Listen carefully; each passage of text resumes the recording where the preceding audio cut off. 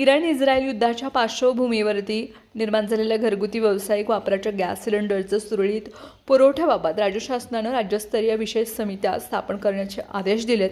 त्यामुळे आता ग्राहकांना गॅस उपलब्ध करून देण्याबरोबरच त्याचा साठेबाजार, काळे बाजारात विक्री केल्यास कडक कारवाई या समित्यामार्फत होणार आहेत। तर LPG वाहतूक करणाऱ्या वाहनांना तसंच गॅस एजन्सींना आवश्यक पोलीस संरक्षण देण्याची जबाबदारी पोलीस प्रशासनावरती सोपवण्यात आली आहे। संपूर्ण राज्यामध्ये LPG सुरळीत ठेवण्याविषयी तसंच पुरवठ्यावरती नियंत्रण ठेवण्याच्या अनुषंगाने आवश्यक त्या उपाययोजना करण्याचे निर्देश संबंधित यंत्रणांना अन्न नागरी पुरवठा व ग्राहक संरक्षण विभागाने अप्पर मुख्य सचिव अनिल डिग्गीकर यांनी दिलेत।